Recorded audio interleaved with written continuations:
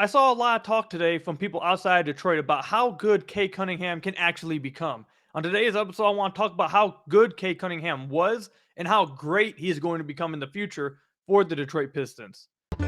You are Locked On Pistons, your daily Detroit Pistons podcast. Part of the Locked On Podcast Network, your team every day.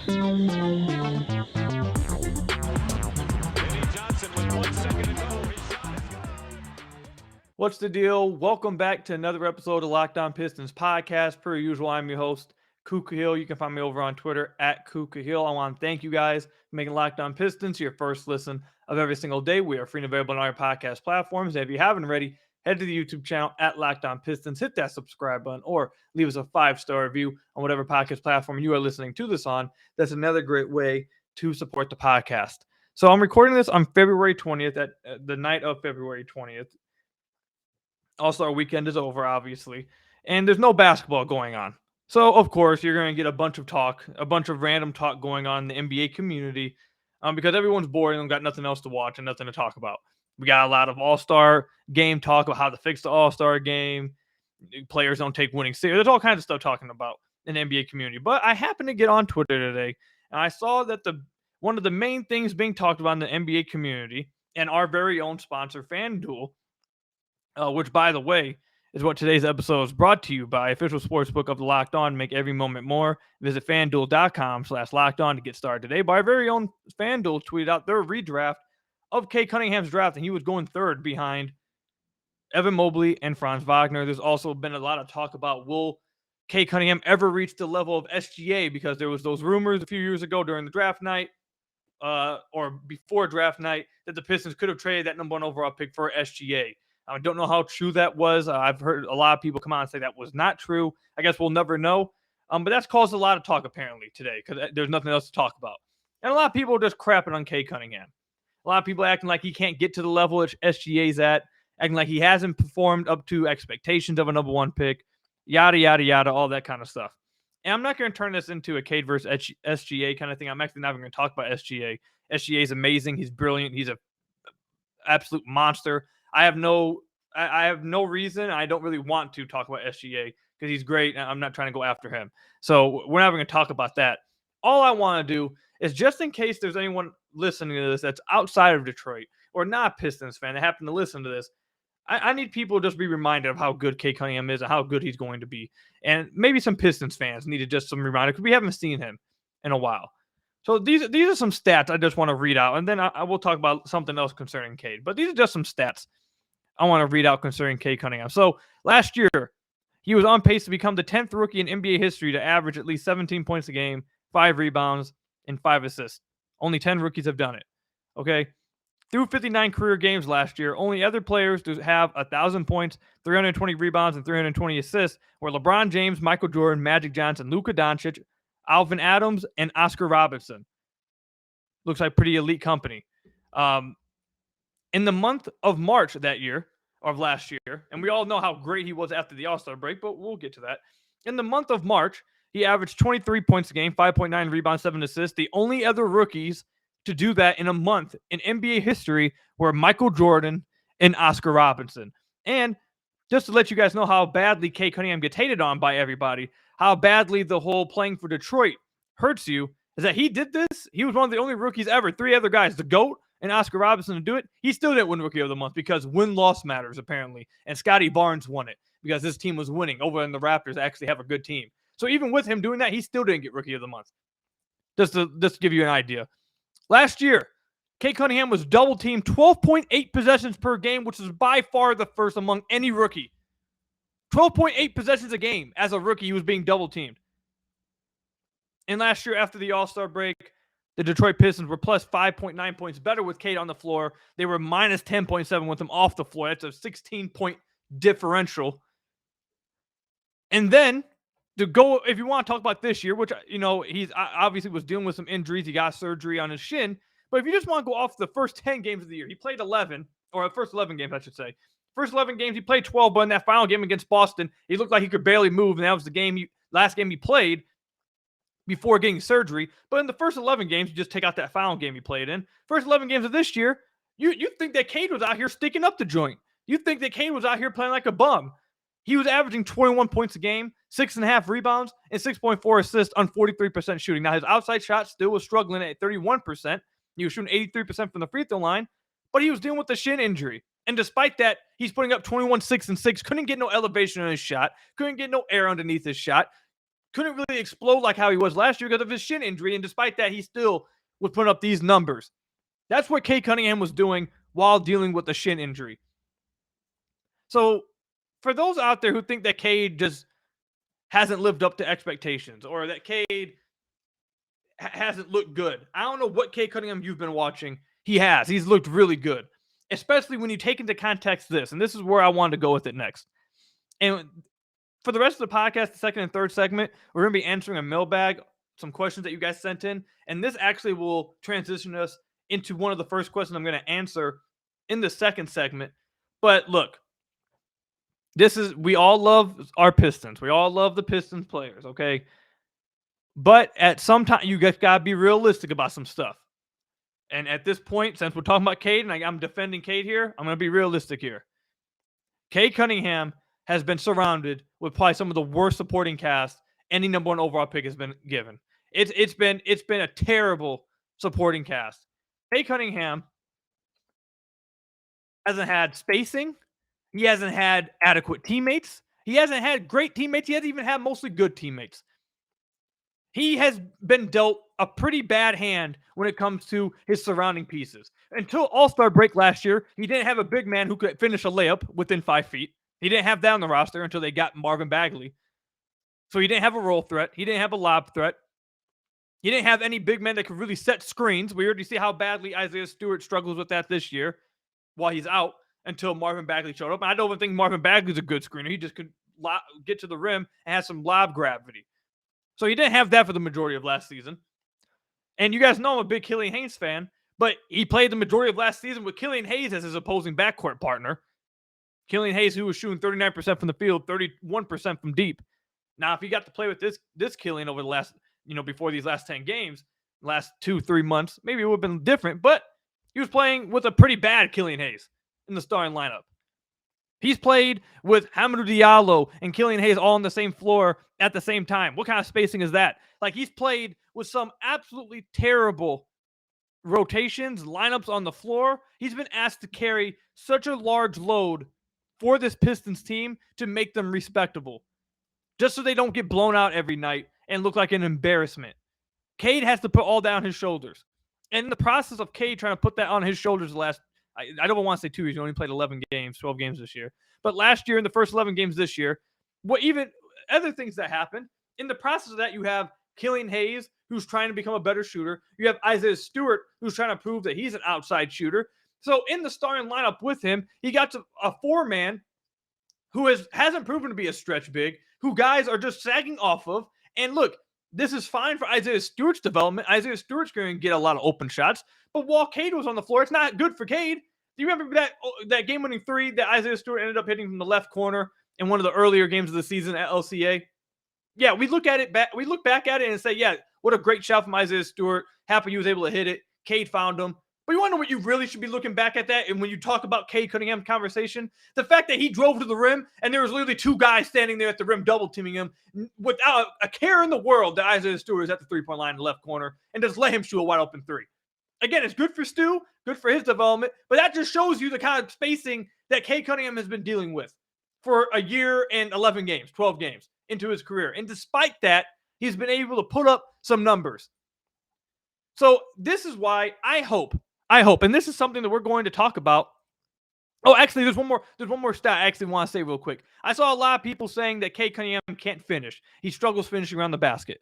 Well, B-Ball Index has a finishing talent metric that takes into account the type of finishes you have, if you're creating the finishes yourself or you're just getting dump offs or whatever. So it takes into the difficulty of your finishing, how you're getting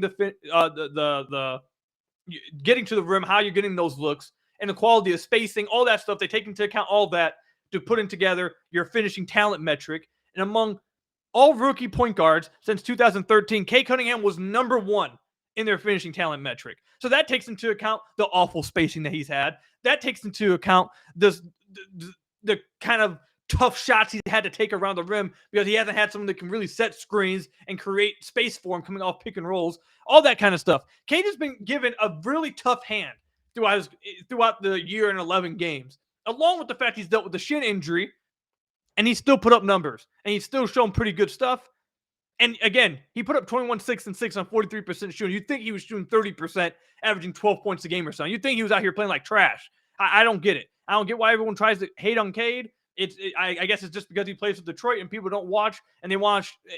I almost swore in the podcast. They basically want trash on Cade, and I'm not going to stand for it. So I had to come on here. I had to defend Cade Cunningham. How great do I think Cade's going to become? I think Cade can be a future MVP in the league. I think he'd be one of those top guys. Maybe he won't ever be an MVP, but I think he can be someone that's in the conversation for MVP a few years. I think he's that good. You're not going to get to see that until this team actually puts some good players around him, until they actually make a team, a roster that that doesn't even have to be good, that it simply makes sense. The roster has to at least make sense when it's on the floor. When he gets that, he might actually look pretty damn good. He might actually look pretty elite. But we won't know that until they decide to do that, which is going to take us into some of the questions that you guys asked us or asked me going into the second segment for today's mailbag, which is along the lines of what you want to do with the cap space this offseason. What are your thoughts about the Stu and Bagley front court? Do they play? Do you try to avoid it? Et cetera, et cetera. We're going to talk about some of the questions you guys sent in when we come back. But first,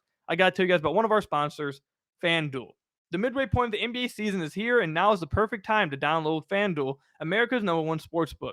Because new customers get a no-sweat first bet up to $1,000 as bonus bets back if your first bet doesn't win. Just download the FanDuel Sportsbook app. It's safe, secure, and super easy to use. Things you can bet on. Everything from the money line to point scores and threes drained. Some props that I would look at taking advantage of. I take the over on Jaden Ivey's assist. I really liked how he's looked as a point guard over the last month or so. I think coming back from the All-Star break, I think there's a good chance that he might be the point guard. They might bring Killian Hayes off the bench to try to balance lineups a little bit more. So Jaden Ivey over an assist, that's a player prop that I really would look into doing. I think it's a good bet. Plus, FanDuel even lets you combine your bets for a chance at a bigger payout with the same game parlay. So don't miss the chance to get your no-sweat first bet up to $1,000 in bonus bets when you go to FanDuel.com/lockedon. That's FanDuel.com/lockedon to learn more. Make every moment more with FanDuel, the official sports betting partner of the NBA. So I want to thank you guys again for making Locked On Pistons your first listen of every single day. We are free and available on all your podcast platforms. If you haven't already, head to the YouTube channel at Locked On Pistons, hit that subscribe button, or leave us a 5-star review on whatever podcast platform you're listening to this on. That's another great way to support the podcast. All right, so now that I'm done with my Cade Cunningham rant, and I probably could have gone even longer, and I kind of toned it down too. I didn't want to go too crazy with it. So now that I'm done with that, I'm going to be answering all the questions that you guys sent in for today's episode of the Mailbag Podcast. And some of the questions that we got, there's a few that basically say the kind of the same thing. We're going to summarize it into one. I'm just going to answer this guy's question. A lot of you guys asked the same one, though. So this one's from Kurt Zamora on Twitter. Says, was listening to a podcast today, and they say if you have cap space, use it. Don't get cute and try to save it for your own players. Do you agree with this philosophy for the Pistons, specifically being as young as they are? Should they be bringing in another Bojan this offseason? So I think this is actually a really good question. And I think this is something we'll probably get even more in depth with when the offseason arrives and the season's over and we get an idea of where they're picking in the lottery, all that kind of stuff. We'll probably talk about it a little bit more then. But yes, I agree that if you have cap space, you need to use it. However, there's different ways of using cap space. I don't feel like a lot of people truly understand it. And I think Troy Weaver has actually done a really good job of showing you examples of how to use cap space. Don't save it. You have to use it, but smart ways of using it. So just a few different ways you can use cap space I think the Pistons could do. Obviously, one, you can try to sign really good players. You can try to sign really good players. You can maybe overpay for some players that you really want that you think will play really well for you. For example, Jeremy Grant. Jeremy Grant was an overpay at the time. Everyone thought that Troy Weaver went way out of the way to pay Jeremy Grant, who hadn't shown any kind of possibility of being able to play his own offense, et cetera, et cetera. Ended up being a good bargain. Now that $20 million contract for Jeremy, it looked like it was a complete steal and not a very big overpay at all. Actually, he probably was underpaid at that point. So that's what you can do. You can identify guys. You can overpay for them if you believe they can outplay that contract. Obviously, and like I said, you can just go get good players out in the market and give them what they're actually worth and see if you can get them. That's the first obvious way. Second way you can use your cap space, take on bad contracts that come with additional assets like picks, first round picks. So this quick one off the top of my head. Let's say the Miami Heat want to get rid of Duncan Robinson. The Pistons want to take on Duncan Robinson's contract, but they say, Miami, we want 2 first-round picks with it. Well, that's another way you can use your cap space. You're not using your cap space for current players that you expect to really help you immediately, but you're using it to gain more assets for the future, more assets in your treasure chest, more assets to take a crack at the apple in the draft. That's another great way to use your cap space. The Pistons haven't actually done that yet. I'm interested to see if that's something they try to do. Actually, they kind of did. Actually, I take that back. They did kind of do that with the Knicks this past offseason when they took on Burks Noel's contract and Kemba Walker's contract to get that first-round pick. So they actually did do that. Won't say they haven't done it. They just haven't done it the most conventional way. But I'm interested to see if they do that this offseason. But another way they should use it, I think this is the way that Troy Weaver's really put on display since joining the Pistons, is yes, you use your cap space. You don't walk out of the offseason with like $20 million left in cap space. No, you use it. But you don't use it on long-term contracts. You may overpay a few guys. You may overpay a Kelly Olynyk. You may overpay a Marvin Bagley.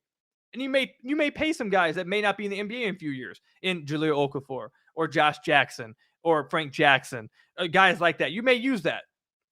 But you keep them short-term contracts that are tradable contracts with team options. So you're using up the cap space, but you're still maintaining flexibility moving forward. None of the cap space that you're using up is stopping you from doing stuff in the future, is stopping you from doing stuff the following offseason, and it's also tradable contracts. We've seen them trade Mason Plumlee's contract. We've seen them trade Kelly Olynyk's contract. We've seen them move Josh Jackson's contract, Trey Lyles' contracts. Like, those guys weren't great players. They weren't even really good players for the Pistons. A lot of those guys we don't really care about at all.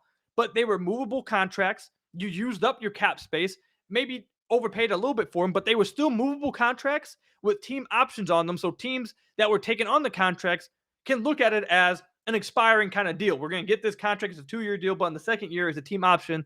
So we can get this guy and decline his option. We're actually getting an expiring and clearing some cap room.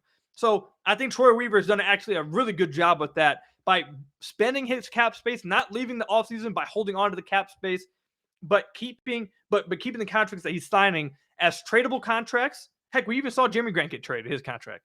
Tradable contracts with team options, remaining flexibility for the future. The only deal that I feel like he didn't do that with that may hurt the Pistons, I feel like, is Marvin Bagley's contract. It's completely guaranteed, $13 million a year for the next 3 years with no team option. It's still a little bit perplexing to me, but I still feel like that might be a contract that you can use as a contract filler in a trade, so you can match contracts in a trade. So either way, I think Troy Weaver's really exhibited how you can use your cap space even when there's not a great free agency class. I know the first thing people think about when they say, oh, this team gets a lot of cap space, they immediately pull up 2023 free agency class, 2024 free agency class. Like, they immediately pull that up and they think that's how you have to use it. That's not the only ways you can use it. Use multiple different ways, and I feel like Troy Weaver's really shown that. Also, last way you can use it too, if you're in an offseason, you could take on big contracts. You can try to trade for a star that wants out and not have to worry about matching contracts. You can just trade back assets. So let's just say, look, this is a wild example. Don't take this too seriously. Get mad about the players I include. But let's just say like Devin Booker would want out from Phoenix, and the Pistons want to go after Devin Booker, and Devin Booker wants to come back home and play for Detroit. Let's say the Pistons have all that cap space. They don't have to worry too much about matching contracts. They could just throw in like Jane Ivey or a Jalen Duren along with a Isaiah Stewart and maybe a first round pick if they acquire a different one. Just, you get what I'm saying. They can put together assets and not worry too much about having to match contracts because they have cap space. Like, there's all kinds of different ways you can use cap space. It doesn't have to be just to sign free agents or overpay free agents that aren't worth it. I know that's like people's biggest worry, is that when you have cap space in a free agency class that's not that great, that you're going to overpay guys that don't deserve it, and now you have a bad contract. That can happen. We've seen it happen, but that's definitely not a guarantee when you have cap space, and you don't have to use it that way. Good GMs find good ways to use cap space. And I honestly think Weaver's done a good job of that. He hasn't, done anything to stop them from doing anything moving forward, and hasn't really stricken their flexibility in the free agency or in off season of the futures. So I think Weaver's done a really good job with that. So long way of answering that. It took a while for me to answer that, but I hope I was pretty descriptive of it. I think that was a good question, and we're going to talk more about that obviously in the off season when it rolls around. But that's my thoughts on how you should use cap space if you have it. Let me know what you guys think about that in the comment section down below or over on Twitter at Kuka Hill. When we come back, there's another question that was asked, and I'll go ahead and spoil what the question is so you guys are ready to come back and hear it answered. This one was, you've mentioned wanting to see Duren and Wiseman get minutes together. We've seen how terrible the Pistons rebounding was with Stu and Bagley together. Any creativity to avoid Stu and Bagley, or do you just accept that issue since the Duren Wiseman experiment is most important? I'm going to give my answer to that question when we come back. But first, you guys got to hear from some of our sponsors. So I want to thank you guys again for making Locked On Pistons your first listen of every single day. We're free and available on all your podcast platforms. If you haven't already, head to the YouTube channel at Locked On Pistons, hit that subscribe button, or leave us a 5-star review on whatever podcast platform you are listening to this on. So to answer the question that I was asked before the break, concerning avoiding Stu and Bagley as a front court pairing, I think there's creativity you can do to avoid it, but it almost certainly would include going to a 9-man rotation, basically just kicking Bagley out the rotation. And they're not going to do that. So I think that's something that they're just going to have to deal with. They're going to need Stu and Bagley to get better at rebounding. They're just going to have to hope that they fight for the final 20 so games. Like I said, I really think that Duren Wiseman experiment is really important to see. And I really want to see how they play together and how they can, how it can work together. Because I think it is incredibly interesting. And it is what the front office probably envisions as a possible lineup moving forward if they don't get Wemby, especially with how high Weaver is on Wiseman. So if they do end up having to do Stu and Bagley, I mean, it is what it is. And it kind of just goes back to what I said in the first segment when we were talking about Cade Cunningham. There's so many things with this roster constantly that you're trying to avoid. So many things you're constantly trying to get creative about to get adequate spacing in both lineups, get adequate point guard play in both lineups, to have a wing that could try to play defense in both lineups, to get bigs that actually play like bigs in both lineups. Like there's so many, this roster just doesn't make sense competitive wise. Like trying to compete, it doesn't make sense a lot at all from top to bottom. And there's a lot of creativity you have to try to do to try and make each lineup work. And it's tough. So just overall, I think you're going to see Stu and Bagley whenever Bagley returns, if he returns at some point this season. And it's just something that they're going to have to deal with and hope that Stu and Bagley play better than they were when they played together. What was it, like 2 months ago when they were playing together before Duren came in and took the starting lineup away? So just going to have to hope that they play better, man. I mean, that's all they can do. So let's move on to the next question.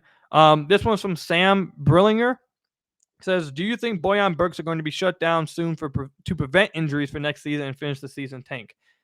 I think that's probably going to happen, but not yet. Probably like 10 games left. I could see it happening. Maybe like 7 games left, but not now. Not now. There's still like 23, 22 games left for the Pistons.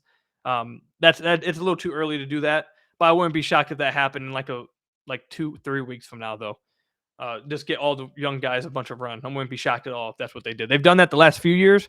Again, like I said, I wouldn't be shocked if they did it again. This one's from Fueled by Motown. It says, for fun, name just one current NBA player's archetype that would be the most beneficial to this team's or this Piston team moving forward. Name a specific player, not just a vague archetype. And the example he used, he said he thought Mikal Bridges would be a good fit, or that archetype of Mikal Bridges would be a good fit for the Pistons. He would be a good fit, but the one I've said over and over, and I've mentioned it a ton on the podcast, Aaron Gordon. Aaron Gordon's archetype would be absolutely perfect for the Pistons. A crazy good defender, crazy good finisher, an absolute absurd athlete, and a forward that can guard 1 through 4, heck, 1 through 5, and has legitimate playmaking chops, legitimate passing chops. He can be like the hub of the offense at times. You can run through him at the high post, run some DHOs. He can hit some backdoor passes. He can kick out. He can find guys. He's looking for guys. And this year, he's shooting 39% from deep. Now, I know he's been very up and down throughout his career from deep, and I know he's benefiting from playing with Jokic, obviously, but I don't know if that should be like a, something that dings him. I think he would be absolutely perfect for the Pistons, man. He's what they need desperately. A wing that's lengthy, that's strong, that can play defense, that's a smart basketball player, plays the right way, will play the right way within an offense, look for the open guy, get the best shot, and can create a little bit of his own offense and score a little bit himself, too. He's averaging 17 points a game this year on incredible efficiency. He was arguably should have been an all-star this year. I think he probably should have been an all-star this year with how he's played. So Aaron Gordon, I've said it multiple times, but I think he would be perfect for the Pistons. Absolute perfect archetype right there. I don't know if they'll be able to get that kind of archetype. Hopefully they can. But if they were able to, he would be absolutely perfect. He would fit so well with what they need. He fills so many holes that they have on defense and on offense for this team. But that's the end of that answer. Let's move on to the next question. This one's from Mystery Team on Twitter. Thoughts on revisiting John Collins talk if Pistons don't land number one pick this offseason? I've kind of been a little out on John Collins. I was all for it at first, but as I've looked more into it and try to watch him a little bit more, I've kind of, I'm not as big a fan of it. If they were to go after him, cool. I'm not really saying they should. I'm not really a big fan of doing so, but it would make sense, I guess, if they did. I'm just not a big fan of it. I don't think they really should. I'd rather go in a different route. And then the final question that I'll answer is from Jacob Long. Says, best fit for the Pistons in the draft. Now, actually, you know what? This question I'm going to say for a little bit, a few weeks from now. We're going to have some draft guys on to talk about that. Who the Pistons should draft outside Scoot and Wemby. So I'm going to save that actually for a few weeks from now. The last question I'll ask or answer is from Dan Kaminsky. He says, what is your dream offseason draft pick, free agents, trade target? What would your ideal starting five be for the following offseason? I'm not going to give my answer for each one. That would take like 10 minutes to explain everything.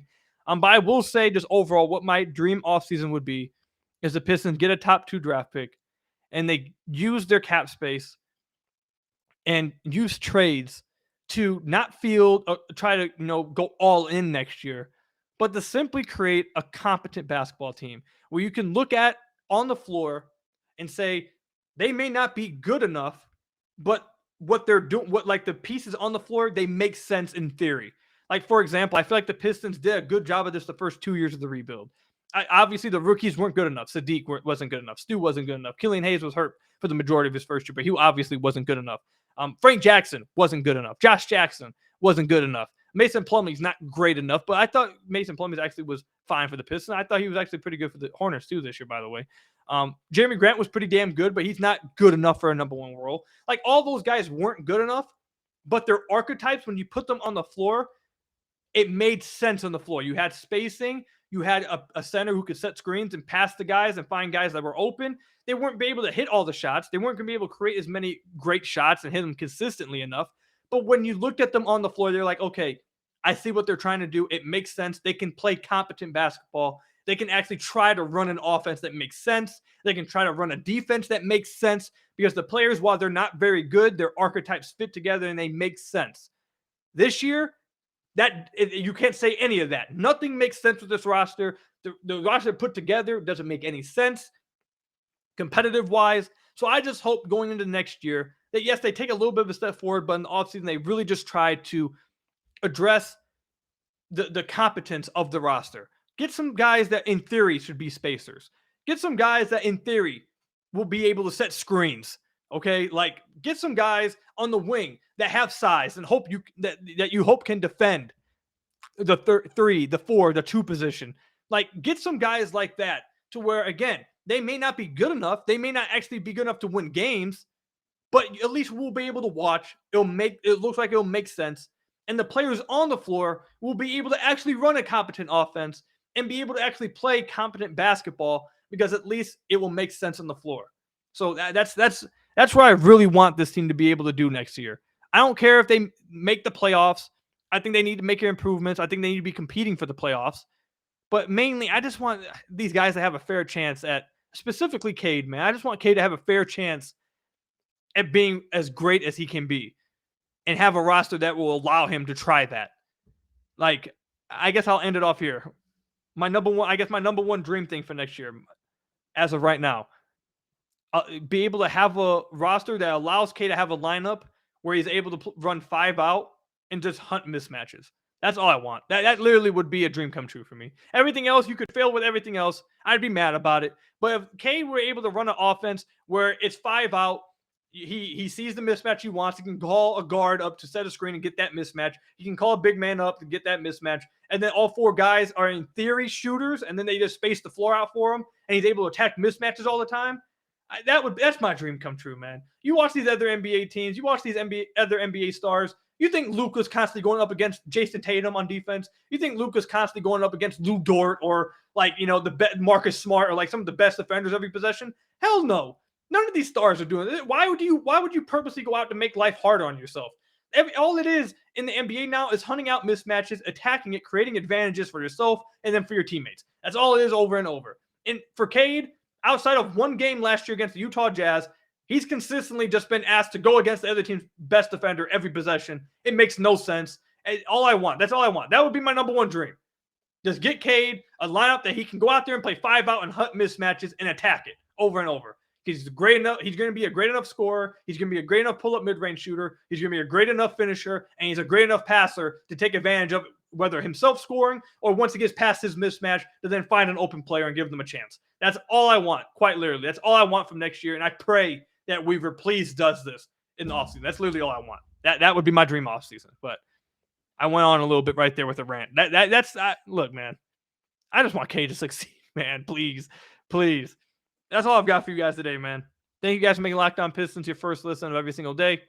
Free and available on all your podcast platforms. Leave us a 5-star review on whatever podcast platform you're listening to this on. Hit that subscribe button at the YouTube channel. And until next time, I'll see you guys later. Go Pistons. Stay safe. Till next time, peace out.